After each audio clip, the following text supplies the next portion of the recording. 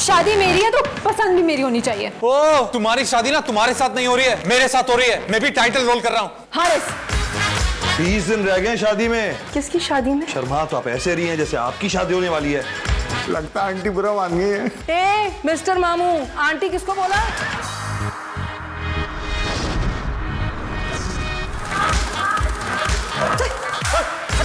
Love marriage का फंडा ना बंदे को बड़ा गंदा कर देता है। ये मेरा आखिरी फैसला है कि मुझे तुमसे शादी नहीं करनी है। अगर मेरी बहन का घर नहीं बच सकता तो फिर तुम्हारा भी नहीं बचेगा। मुस्तकीम, इसलिए मैंने एक फैसला किया कि मैं अगले महीने की 5 तारीख को शादी कर रहा हूँ। क्या है ये? मेरी तो उंगली नहीं फिट हो रही इसमें। तो फिर ये शब खून किसने मारा है? भाई कोई ना मिले ना तो मुझ पे डाल देना हमेशा की तरह मुद्दा, ठीक है? कसम ले लो भांजी, मेरे हाथ तो बिल्कुल साफ, देख लो। तो हमारे हाथों पे भी कोई लहू नहीं टपक रहा। देखो मुस्तकीम, तुम्हारा नाम बेशक मुस्तकीम हो, लेकिन कसम उठवा लो तुमने जिंदगी में कोई से रास्ते मुस्तकीम वाला काम किया हो। हाँ, हम तो डाके डालते हैं भाई। सिंध गवर्नमेंट ने हमें जो है वो इश्तिहारी करार कर दिया है ना। काश आपने किया ही। खबरदार खबरदार, अगर हमारा नाम लिया हो तो हमारा खानदान से ताल्लुक रखते हैं। हमारा वतीरा नहीं है यूं छेड़छाड़ करना। लगता है आंटी बुरा मान गई है। ए मिस्टर मामू, आंटी किसको बोला? तुम होगे नाना, चाचा, दादा, पता नहीं क्या क्या। तुम्हारी जब अकल दाढ़ में कीड़ा लग रहा था ना, तब पैदा हुए थे। Happy birthday. Thank you baby, बहुत प्यारे, तुम भी बहुत अच्छी लग रही हो। हमेशा ना पहला दिन याद आ जाता, पहली बार मैंने तुमसे अपने दिल की बात कही थी, प्रपोज किया था। हाँ, जब भाभी पहली बार नाराज होकर मायके गई थी ना, तब।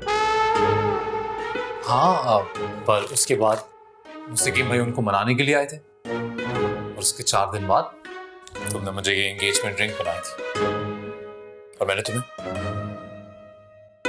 इस अंगूठी की बात कर रहे हो जो भाभी 3 बार वापस ले चुकी हैं? हाँ यार, बात सही है वैसे, हैट्रिक हो गई। अब इससे पहले कि चौथी बार उतार लें, जल्दी से केक काटो। किसी को नहीं पता कि हम यहाँ पर आए हैं। अरे आपा यहाँ थोड़ी आएंगी, हाँ? ब्यूटीफुल। किसकी हरकत है? किसकी बोलो। बिस्मा बाजी, इस न्यूटन की। यही घुसा था आपके किचन में। अम्मी ने कहा है इसे सॉरी बोल के आए। सॉरी बोलो। सॉरी आपा। हाँ बेटा, थैंक यू वेरी मच। तुमने आपा का स्यापा तो खत्म किया, मुझ पे इल्जाम लगा रही थी। बिस्मा, जाके अपने शौहर को सॉरी बोलो। मामू, मैं? हाँ, तो इल्जाम तुमने लगाया था, तुम ही सॉरी बोलोगी।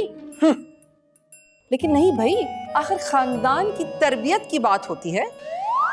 तरबियत की बात मत करना, तरबियत की बात मत करना नूरजहां बेगम। अगर तुमने भी फुप्पो होने का हक निभाया है ना, तो हमने भी जान मारी है मामू बनने में। हाँ। अरे रहने दो, तुम्हारे बहन बहनोई लेकर गए थे हमारे भाई और भाभी को, एक्सीडेंट हो गया, फौत हो गए सारे। अरे कातिल खानदान में से हो तुम। लाहौर वाला, मेरा मतलब है लाहौर वाला कुव्वत। चलो भाई चरागदीन, तुम भी चलो यहाँ से। अब ये पुराना दीमक लगा रजिस्टर फिर निकल आया है नूरजहां आंटी की तरफ से। हाँ, जाओ निकलो। कौन सा दूर है तुम्हारा घर?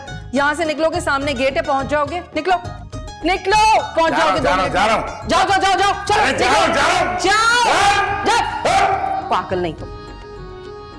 So nice. मुंह छुपा। क्या हुआ? मुंह छुपा रहे हो? तो बस मुंह इधर रखो यार। वो बोलता है वो मेरी आपा का कुलीग है। वैसे काशिफ सलीम नाम है, अच्छा आदमी है, दिल का भी अच्छा है, लेकिन पेट में कुछ नहीं रख सकता। अब यहाँ उसकी मेरी मुलाकात हो गई ना, और आप ही को फोन कर देगा और बोलेगा कि मैं यहाँ बैठा था तुम्हारे साथ। अब आवा को पता चल गया तो हमारा तो केक कट गया ना। क्या मुसीबत है यार, जहाँ तुम्हारी आपा ना होना, कोई ना कोई स्यापा वहाँ उनका लाजमी होता है। हर वक्त इल्जाम लगाती रहती है तुम मेरे खानदान पर। दिमाग खराब हो गया है। लास्ट टाइम तुमने ही नूरजहां जी को पकड़ा था फ्रिज में से ब्राउनी निकालते हुए, भूल गए क्या? हाँ तो तुम एक काम करो कि नूरजहां जी को डायरेक्ट गोली मार दो, या उनके मुंह की सर्जरी करा दो ताकि वो हलक में कुछ डाल ही ना सके। वास्तगफार, शुगर पेशेंट है वो, इसलिए कहा था।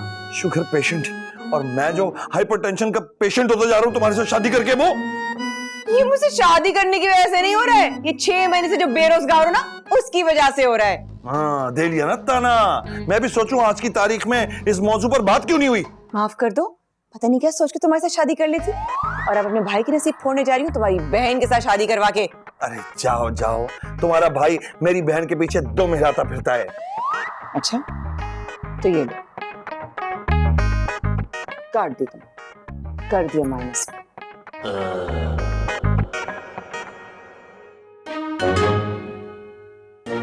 नहीं रहा, गायब हो गया क्या?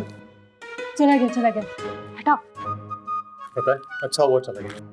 पता मेरा ये जो इतना हैप्पी वाला बर्थडे है ना, सैड वाला बर्थडे हो रहा।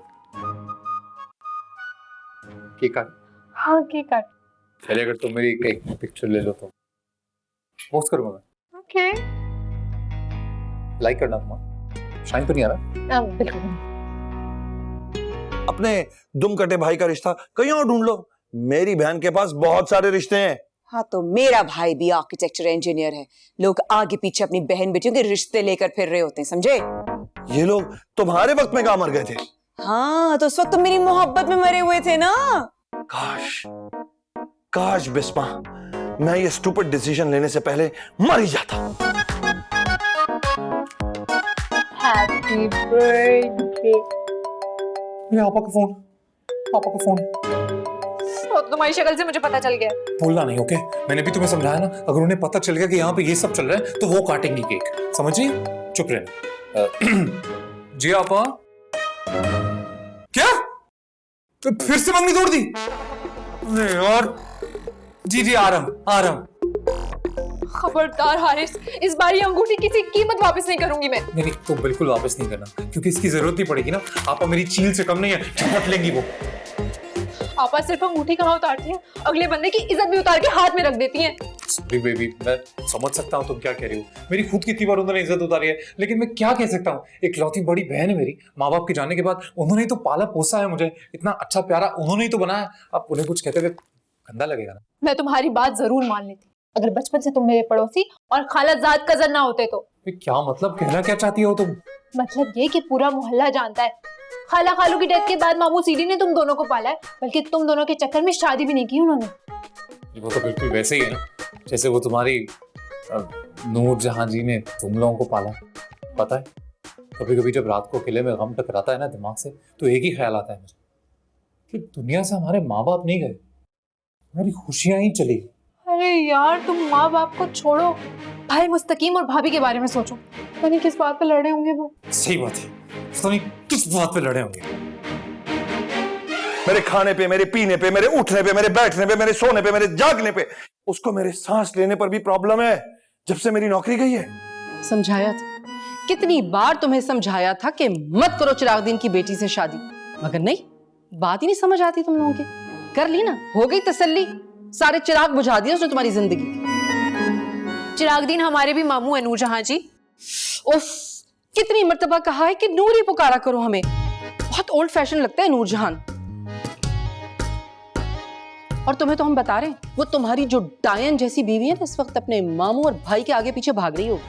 देख लो हारिस जलील, वो लड़की कर देगी जुमे जलील। उतार दो ये अंगूठी और फेंक दो। अरे यार हद हो गई, आप लोगों का कमाल है। मतलब लड़ाई आप दोनों मियां बीवी में होती है और अंगूठियां आप लोग हमारी उतरवा लेते हैं। हाँ तो अब क्या हम मियां बीवी एक दूसरे की गर्दनें उतारते हैं हारिस? तो क्यों भूल जाती हैं आप, लव मैरिज हुई थी आप दोनों की, लव मैरिज। और अब 3 साल से ऐसा लगता है कि जो आप दोनों का रिश्ता है एक चूसी हुई गंडेरी की तरह फीका पड़ा है। फीकी सी शादी ना उस मुस्तकीम की वजह से। क्या पता था, ना शक्ल से भोला लगने वाला आदमी जलेबी की तरह बल पे बल रखता है अपने अंदर।